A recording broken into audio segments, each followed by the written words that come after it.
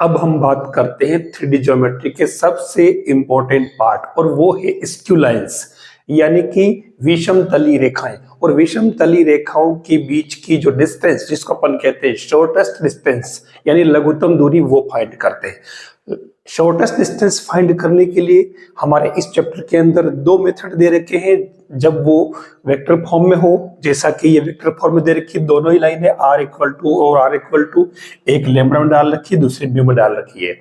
दूसरा पैटर्न होता है आपके कार्टेशियन फॉर्म में। तो कार्टेशियन फॉर्म के लिए अलग फॉर्मूला है शॉर्टेस्ट डिस्टेंस के लिए और वेक्टर फॉर्म के लिए अलग फॉर्मूला। तो पहले मैं वेक्टर फॉर्मूला बता रहा हूँ, लेकिन एक बात और खास, ये यहाँ केवल दो फॉर्मूले दे रखे हैं। मैं आपको इसके बाद में एक बहुत ही इजी तरीका बताता हूं जो कि खास तौर से कंपटीशन एग्जाम्स के अंदर काम आता है। शॉर्टेस्ट डिस्टेंस क्या होती है, कौन सी होती है और ये स्क्यू लाइंस क्यों होती है, इसको मैं अलग से इसी वीडियो में बता रहा हूं। आखिरी स्क्यू लाइंस है क्या? इट मीन्स विषम तली रेखाएं। तो इसके लिए हमारे को सबसे पहले चाहिए दो लाइन जिसको मैं L1 और इसको मैं L2 के रूप में यूज करूंगा। अब स्क्यू लाइन से जुड़े तीन इंपॉर्टेंट कॉन्सेप्ट्स हैं। देखिए ये एक लाइन L1 है, तो इस L1 लाइन को मैं इस प्लेन में रख लेता हूं। L2 लाइन को मैं इस तरीके से एक बार इसी प्लेन में रख रहा हूं, ठीक है। ये एक दूसरे को इंटरसेक्ट कर रही है, काट रही है, ठीक है। अब मैं इस लाइन को ऊपर उठा लेता हूं। क्यों उठा रहा हूं? क्योंकि हमारा टॉपिक क्या था? स्क्यू लाइंस, विषम तलीय रेखाएं। तो मैं तल बदल रहा हूं, ठीक है। ये जैसे मान लो मैंने तल चेंज कर लिया तो ये दूसरा तल हो गया, तो अब ये हो गया दूसरी और इसको मैं इसके ऊपर रख रहा हूं, ठीक है। तो ये आप ऐसे मान लो ऊपर ये तल चेंज हो गया, प्लेन चेंज हो गया, ये प्लेन 1 प्लेन 2, इसलिए विषम तलीय रेखा स्क्यू लाइंस। इन दोनों के बीच की शॉर्टेस्ट डिस्टेंस लघुत्तम दूरी। अब अगर मैं यहां से करूं, जैसे मैं दूसरी लाइन लाता हूं, अगर मैं इसको यहां से लूं तो ये शॉर्टेस्ट हो नहीं सकती। इधर लूंगा तो जैसे जैसे पास जाएगी वैसे इसकी डिस्टेंस दोनों के बीच कम होती जाएगी। तो शॉर्टेस्ट डिस्टेंस कहां होगी? शॉर्टेस्ट डिस्टेंस जहां ये दोनों अलग अलग तल में काट रही है, इसके ऊपर ले आओ ऐसे। ये इसकी हुई शॉर्टेस्ट डिस्टेंस। आप देख लो, ये डिस्टेंस हमें फाइंड करनी होती है, जिसके लिए अपन फॉर्मूला यूज करते हैं, वेक्टर फॉर्म हो या फिर कार्टेशियन फॉर्म हो या अलग तरीके से, तो उस कंडीशन में अपन ये डिस्टेंस निकालते हैं। तो ये इस तरीके से आपके ये L1, L2 और इनके बीच की ये शॉर्टेस्ट डिस्टेंस। सबसे इंपॉर्टेंट कॉन्सेप्ट जो यूज करना है, शॉर्टेस्ट डिस्टेंस तो समझ आ गया, लेकिन इंपॉर्टेंट कॉन्सेप्ट ये है कि L1 और एक लाइन बीच में जो शॉर्टेस्ट डिस्टेंस वाली जो लाइन है ये इसके परपेंडिकुलर है और ये लाइन भी इसके परपेंडिकुलर। इट मींस अगर मैं इसको L नाम दूं तो L is perpendicular to L1 and L is perpendicular to L2, ठीक है। ये कॉन्सेप्ट आपके बहुत ज्यादा काम आता है। अब तीसरी बात, मैं क्या करूं कि अगर मैं इसे हटा लेता हूं, शॉर्टेस्ट डिस्टेंस को 0 कर लेता हूं, चलो हटा दी, तो ये कहां चली जाएगी? यहां चली जाएगी। इसका मतलब ये हुआ कि ये दोनों एक ही प्लेन में आ गई। यानी जब कभी क्वेश्चन में आता है कि दो लाइन अगर एक ही प्लेन में हो, समतली हो, तो P की वैल्यू फाइंड करिए।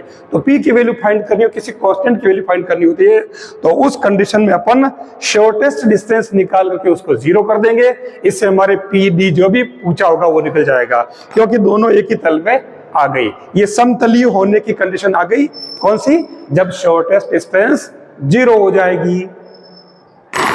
Thank you.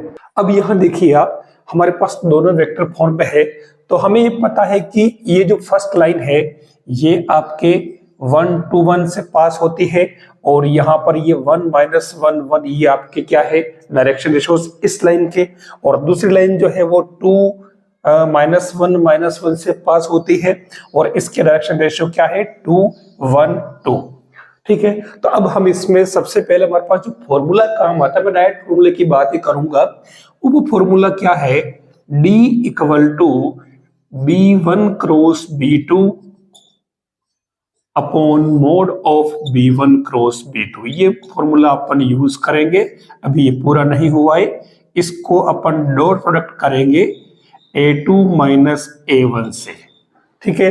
तो अब आप देख लीजिए, हमारे पास इस क्वेश्चन को करने के लिए 3 पार्ट यूज करने पड़ेंगे। हम सबसे पहले इसके अंदर निकाल लेते हैं B1 क्रॉस B2।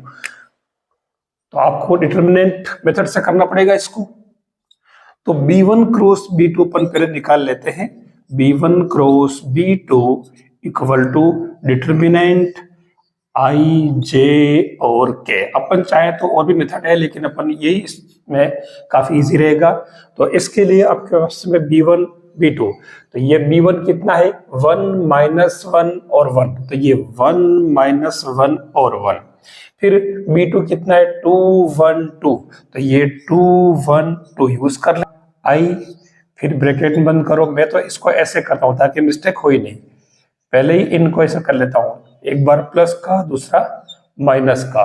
अब इसमें 2 का माइनस 1 से किया तो ये -2 माइनस 1 का 1 से किया तो 1। फिर जे वाला तो ये 1 और 2 काम आएगा तो 2 इंटू 1 यानी कि 2 माइनस 2 का 1 से करो तो ये 2, ये 1 माइनस 2 माइनस 1 यानी कि प्लस हो जाएगा तो ये प्लस का 2। तो आपके ये तो बन जाएगा देखो माइनस का 3i, ये बीच वाला टर्म 0 हो जाएगा और ये प्लस 3k। तो फाइनली आपके ये -3i प्लस 3k आ जाएगा क्या B1 क्रॉस B2। अब हमारा अगला काम है A2 माइनस A1 फाइंड करना। तो A2 आपके पास में 2i माइनस जे माइनस के, तो ये 2i माइनस जे माइनस के। फिर माइनस करें तो ये A1i प्लस 2j प्लस के, तो ये i प्लस 2j प्लस के माइनस कर लीजिए। तो 2i में से i गया, i बचा, माइनस j माइनस 2j तो माइनस 3j और माइनस के तो माइनस का 2k। ये A2 माइनस A1 आ गया। अब हमारा तीसरा काम क्या है, B1 क्रॉस B2 का मोड निकालना है। ठीक है, ये यहाँ मोड लगा देना, मैंने ब्रैकेट लगा दिया है शुरुआत में। तो B1 क्रॉस B2 क्या आया था अपना -3k, तो इसका मोड निकाल लें।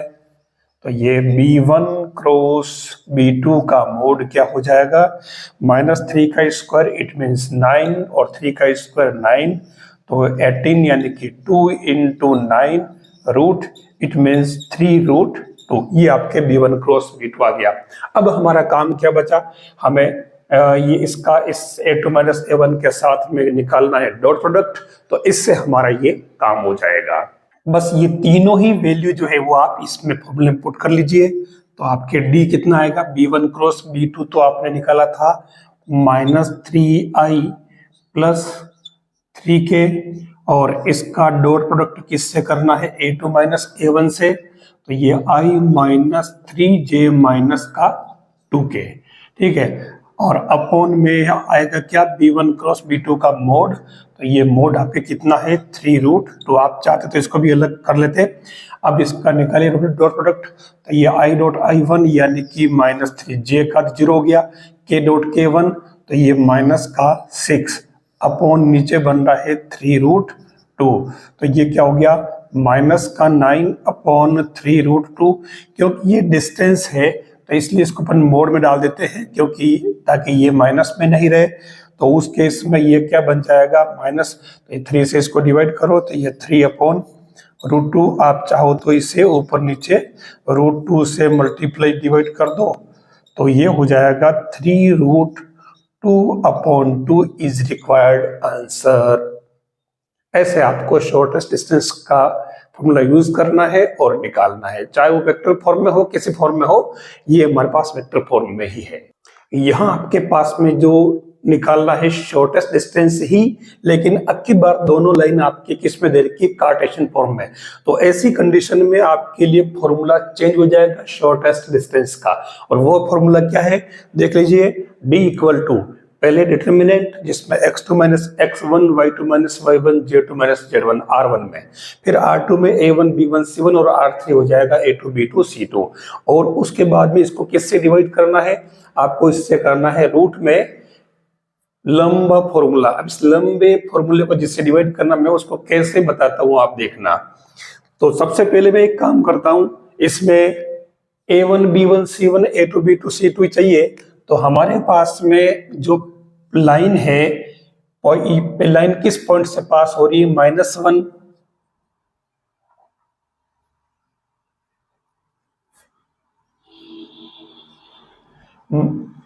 -1। दूसरा बिंदु बी है, मतलब इसका वाला, ये लाइन किससे पास हो रही, ये हो रही है 3, 5 और 7। तो अब यहाँ पहले x2 माइनस x1 निकाले तो 3 माइनस 1 यानी कि प्लस का 4, y2 माइनस y1 निकाले तो 5 माइनस 1 यानी कि प्लस का 6, और z2 माइनस z1 निकाले 7 माइनस 1 यानी कि 8। ये आपके R1 का काम हो गया। अब हम बात करें A1 B1 C1, तो आपके पास में A1 B1 C1 डायरेक्ट दे रखे हैं, A2 B2 C2 डायरेक्ट दे रखे हैं। अब कोई दिक्कत नहीं। अब मैंने इसमें इस फॉर्मूले में जो जिससे डिवाइड करना है ना, तो मैंने उस फॉर्मूले को इस तरीके से रखा है कि मैंने उसको एक अलग नाम डाल दिया, कैपिटल D, ठीक है, और उसका भी रूट करना है, BC minus BC whole square, देखना, plus CA minus CA whole square, plus AB minus AB whole square. अब यहां पर अब क्या करें, 12, 21, 12, 21, 12, 21, ठीक है, और इसकी वैल्यू आप अलग से निकाल लें, वो क्या बन जाएगी, B1 C2, तो ये आपके B1 और C2 यानी कि माइनस का 6, देखना, बहुत ध्यान रखना गलती नहीं हो जाए। फिर माइनस B2 C1, तो ये B2 और C1, तो ये क्या हो गया, -2, तो ये हो गया प्लस का 2 होल स्क्वायर। फिर C1 A2, तो ये C1 A2 यानी कि आपके 1 माइनस, और C2 A1, तो ये 7 होल स्क्वायर, प्लस फिर आता है A1 B2, तो ये A1 और B2 यानी कि माइनस का 14 माइनस, फिर A2 B1, तो ये A2 और B1, तो प्लस का 6, सोल्व कर लीजिए इसे, तो ये 6 माइनस 2 यानी -4, तो 16, प्लस और माइनस का 6 यानी कि 36, और यहाँ 6 में से 14 गए तो 8 यानी कि प्लस का 64। अब अभी मैंने इसके अंदर एक कमी रखी है, क्या रखी है, इस पूरे के ऊपर रूट चलता है तो मैं सुविधा के लिए इसको d² कर देता हूं, ठीक है, लास्ट में रूट लगा देंगे, कोई फर्क नहीं पड़ रहा। तो ये कितना आ रहा आप देख लीजिए, इसको प्लस कर लीजिए, 3664 100 यानी कि 116। तो इससे आपके d की जो वैल्यू आएगी वो √116, तो d इक्वल टू 29 चौके 116 होता है, रूट कर दीजिए, तो ये 2√29 d आ गया, जिससे अपने को डिवाइड करना। अब हमें निकालना है उसकी जो टेबल है, x2 minus x1, y2 minus y1, z2 minus z1, और ये a1 b1 c1, a2 b2 c2, इसकी वैल्यू पर निकाल लेते हैं अलग से। तो x2 माइनस x1 हमारे पास क्या था, 4, ये 4, y2 माइनस y1 6, फिर 8, और a1 b1 c1 7 minus 6 1, 7 minus 6 1, और ये 1 माइनस 2 1, 1 माइनस 2 1।